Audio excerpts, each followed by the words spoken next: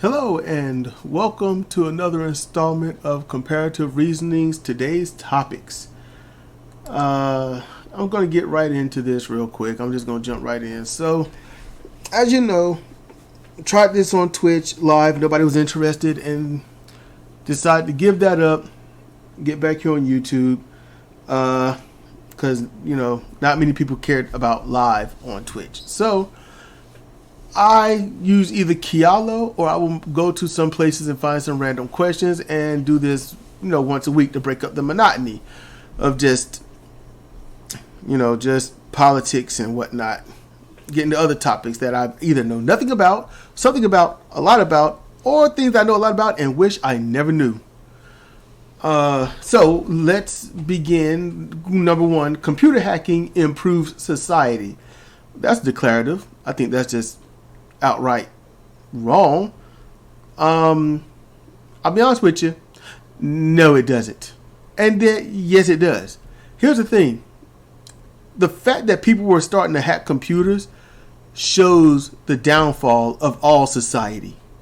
The fact that anybody would want to hack into somebody's account or do anything like that for whatever nefarious reason is a blight on society. And it exposes how jacked up we are mentally. Because it didn't just be a few people. No, it turned into an actual community, a culture, a way. They met online. They shared their tips and secrets on how to hack computers with each other. And it was just a circle of buddies doing it. And then it spread because others wanted to get into it. Others thought they were hacking when they weren't. Just, oh, wow, I found this data here. I hacked. No, you didn't. Yeah, your bug died. Okay, so, and computer hacking, that means somebody's going to hack the computers. They're going to try to hack the government. They're going to do all this other stuff, learn something, I guess, maybe, and, steal money and do all this stuff.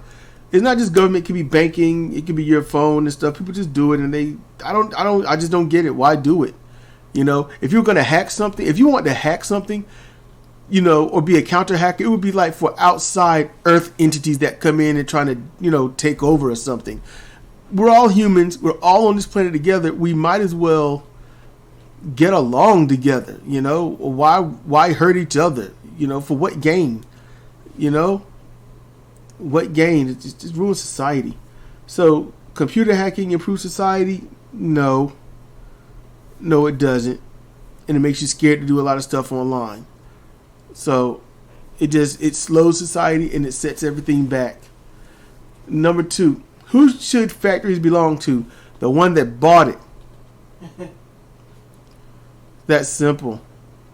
And the person did phrase it that way in the, I guess, description of it, like property and all this. Who should own the factory? The person that fucking bought it. That's who owns it. Past that, how should the factory be ran? That's a different question. That's you can get into all other stuff. But that's not what this question is. It's just simply, who should factories belong to? Factories should belong to those or the one that bought it or them. It's that simple. Hey, them shoes you got? I'm going to ask a question. Who should they belong to? You bought them, you wear them, but really, who should they belong to? That's why it's a stupid question. Okay, disposable plastic items should be banned, and it's based on the fact that this person somehow just this year discovered that plastics get put out into the ocean and in waste fields, and they just don't degrade properly or at all. They just figured that out. Plastics nowadays are doing. I'm like, man, shut up. That's the first thing I thought. Shut up. You are late. You are like 40 years late. What did you do? Just turn 16 and realize the internet has information? Any case, I guess that's mean. I don't care. It's a stupid thing to say anyway. Disposable plastic items should be banned. I mean, okay, look, listen. Should they be banned? Let's entertain this. Yes, disposable plastic should be banned. Now, no more disposable plastic will be used. It's plastic you gotta keep. How's your home gonna look in a year? Don't order anything. Don't buy milk. Ew. Don't buy milk. Don't buy a CD. Don't buy, headphones or anything that comes in plastic. Don't get rid of it. Just keep it in the corner. Eventually you'll be like, what do I do? And be like, well, you're the one that want to, ban disposables, so fuck it. Live in that hoarded plastic house.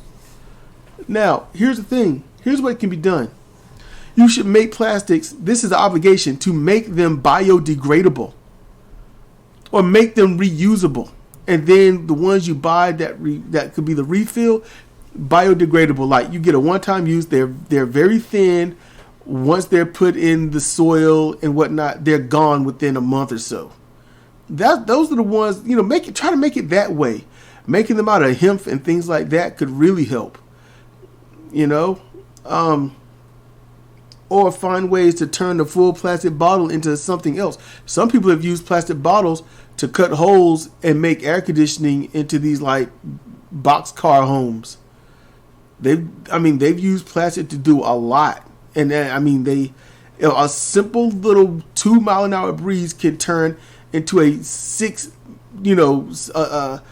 mile an hour gale or gust or something like that inside of their home, keeping them completely cool in something that in 90-degree weather can get up to 130 inside, but it keeps it at that 65 to 72 degree level. So that's good. It's good to think of it like that. Some plastics are great to keep around, so be careful on what you ban, because then you look like a little hoarder, and don't go giving it to somebody else. You made that choice. So next one, should minors need parental consent for abortions? Now I've asked this one a long time ago, but should they? And my position haven't changed. No, if some 12-year-old girl decides, I'm going to go out and screw somebody, I'll just lie about my age because they might honestly look older. Ask me how I know. I've watched it in action. I grew up around girls that was under that, talking about all the crap they're going to do.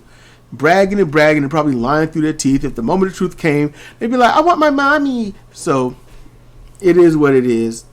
Either a bunch of liars, braggers, or whatever they were in middle school and whatnot. Whatever you want to call them. But they were the ones, and you know what? There was this girl, the youngest girl I've ever seen that was pregnant. She had to have been 7. Should she get her parents' consent? If she was like, I don't want this. What the hell? Somehow this happened. And should she get it? No, she don't need it. Here's the thing. If it's all about, her body, her rights, you can't then say her mom has to decide if she keeps it or not. You can't do that, because if she's individual right,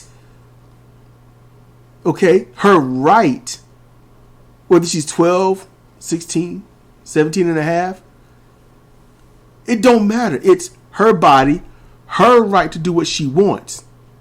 You can't have selective pro-choice. Choice is choice. It can't be selective. It's pro-choice until. No, you got to keep it fair across the board. That's that woman's or girl's body. She can choose to get an abortion if she wants. Now, I would be scared if she is pregnant and she's 13 she's under 18, so meaning 17 and younger, and her mom won't let her get an abortion. That's scary, because then it makes me ponder, what did the mom force her to do? Why are you not letting her get rid of that kid? What's up? I'd be a little concerned. That's just me, though. The next one. Should children learn about gender identity and sexual orientation in school? Yes. They are obligated to learn that, so they don't grow up to be like these right-wing and left-wing conservative people. It ain't about politics. Conservative means we don't like change. You're either conservative, partial conservative, or liberal. That's it. If you're conservative, You want tradition. You don't want change. You don't want to move forward. Keep things the same, but incrementally change so that you can mentally adapt to it, because some things you're just not ready for, which I think is so stupid. So, yeah, that's my thing. Learning about gender identity would help. And it would help dispel those myths of, you know what, I decided to be a tree today. No, that's not how gender identity works. That would be special identity. You know, that's what that would be. So anyone that says that, you can look at them and say, you know, you're a little fucking idiot. You can just look at them and say, you're a little fucking idiot. It's like, well, look, they could be a guy or a girl. You know, what if I want to be a wolf? What if I want to be a tree? It's like, that's special, not gender, you dumbass. It's different. Sexual orientation and teaching all that stuff is highly important. When children are earlier than you think, they're going through these questions. What's wrong with me? Why don't I feel the way the others talk? I don't feel right when I look in the mirror. Things like that. And they need help other than, oh, you're just strange, or some negative crap that a parent would say. They need help, and suicides would drop less. You know, they would drop right off if they just had understanding. Suicides keep picking up. They need the lesson. The suicides need to go down, and you can't get that unless you get a better society. A better understanding, open-minded, and honest society that doesn't, you know, harm people just because they're different. That type of society breeds positive atmosphere, and you get positive change, and you get great innovations.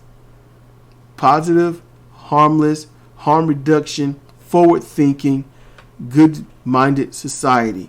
And if a child can grow up feeling that whatever they're going through is natural, okay, and not a bother to the kid or anyone else, that kid had the freedom to use their brain to think about other things than who they should be afraid of.